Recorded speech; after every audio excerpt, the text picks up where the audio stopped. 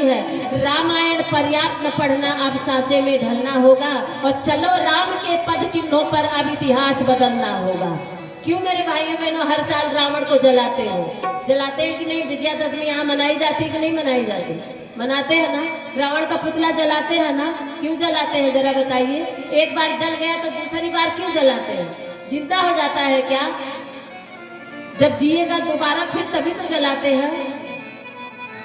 कागज के रावण को जला करके आप लोग संतुष्टि ले लेते हैं कि राक्षस जल गया, और अपने अंदर का दारू वाला राक्षस, गुटखा वाला राक्षस, पीटने वाला राक्षस, गाली गलौज वाला राक्षस, जुआ खेलने वाला राक्षस, ये सब राक्षस, बेईमानी वाला राक्षस जिंदा है। और कागज के पुतले को विजयादशमी को जला करके क्या दर्शाना चाहते? ध्यान से सुनिए, कागज के पुतला के जलाने वाले लोगों, राक्षस हर साल क्यों जलाना पड़ता? क्योंकि वो जलता नहीं है, मरता नहीं है। जब आप राक्षस जलाते हैं ना, अब की बार विजयादशमी को जलाने जाइएगा तो ये बात आपको याद आ जाएगी। जब आप आग लगाएंगे ना राक्षस के उस पुतले में, तो जानते हैं उसमें से तड़तड़ तड़तड़ की आवाज आती है। जरा बोलिए ना जलाने वालों, आती है कि नहीं आती है? तड़तड़ तड़तड़ की आवाज आती है, और वो राक्षस, वो पुतला, वो जोर जोर से आपको कुछ संदेश देता है, वो मैसेज देता है, आपको एक बात बताता है। क्या? वो हंसता हुआ, ठठा करके हंसता हुआ कहता है, ऐ चंदा भारी वाले लोगों, मुझे जलाने वालों, अरे तुम सोच रहे हो कि मुझे जला लोगे? मुझे जलाने वाला कोई और नहीं, मुझे जलाने के लिए तो केवल एक राम होना चाहिए। अगर तुम्हारे अंदर राम जिंदा हो गया तब मैं जल जाऊंगा, बाकी मुझे कोई नहीं जला पाएगा। तो राम बन जाइए, कागज का पुतला जलाने की जरूरत नहीं पड़ेगी मेरे भाइयों बहनों। ये है आपकी साधना। अनुशासन में भगवान की मर्यादा, भगवान के आदर्श को अपने जीवन में उतारे। ये सब मनुष्य बनने के सूत्र आपको बताए जा रहे हैं। तीसरा सूत्र एक है आराधना।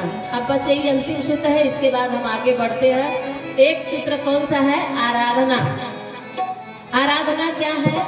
उपासना, साधना, आराधना। USA। USA कितने लोग गए हैं जरा बताइए तो? नहीं गए हैं ना? आपको USA हम भेज रहे हैं। U मतलब उपासना, S मतलब साधना, ये मतलब आराधना।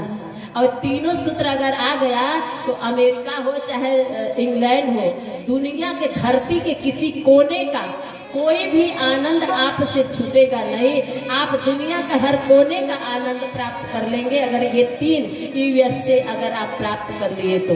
आराधना का मतलब होता है अपने लिए तो कमाइए, अपने लिए जिए, लेकिन अपने पड़ोसी, अपने गांव, अपने समाज के लिए भी कुछ करिए।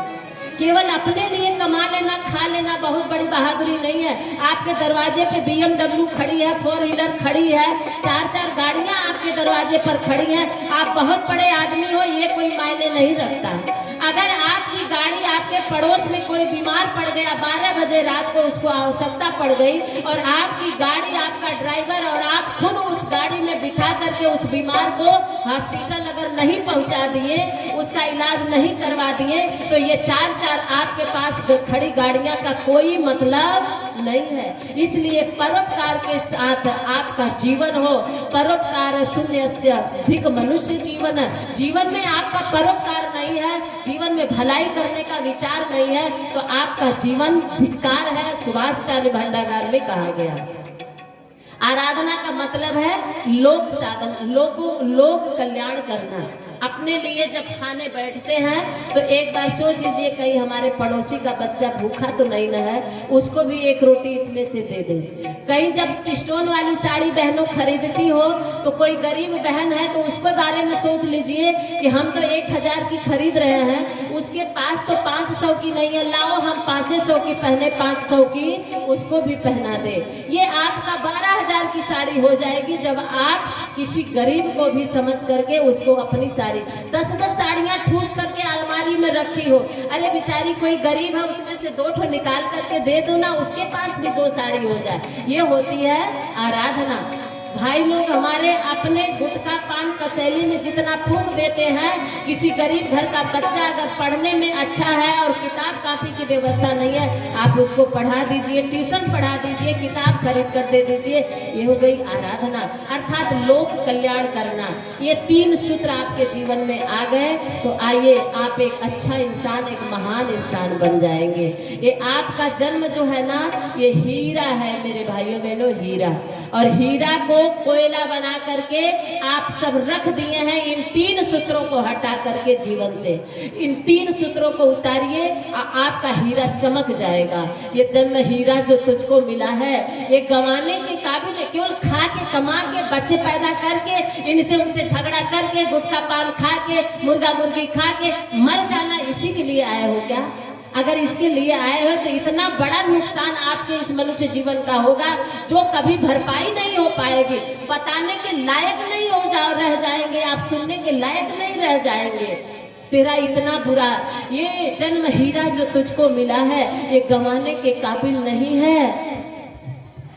और सुन करके अब भी ना सुधरा तो तेरा ऐसा बुरा हाल होगा जो बताने के काबिल नहीं है। जिस ईश्वर ने तुझको बनाया, बड़ी उम्मीद रख के भगवान आपको ये मनुष्य जीवन दिए है। मेढक बना दिए होते, गधा बना दिए होते, कुत्ता बना दिए होते, गिरगिट बना दिए होते, और कुछ कॉकरोच बना दिए होते, भालू बना दिए होते, लेकिन नहीं, बड़ी कृपा है उसकी, मेहरबान हुआ आप पर, जिसके लिए देवता तरसते हैं। जो बात कहे गीता व कुरान मानिए, बड़ा भाग्यवान है इंसान मानिए।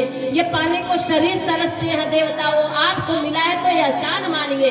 एक बार भगवान को एहसान मानिए, भगवान लाख लाख शुक्र है ये मनुष्य जन्म तूने दिया है। जन्म हीरा जो तुझको मिला है ये गंवाने के काबिल नहीं है। तेरा हर श्वास अनमोल मोती ये लुटाने के काबिल नहीं है। ऐसे ईश्वर को तूने भुलाया जो भुलाने के काबिल नहीं है, जो भुलाने के काबिल नहीं है। बोलिए कि भगवान की।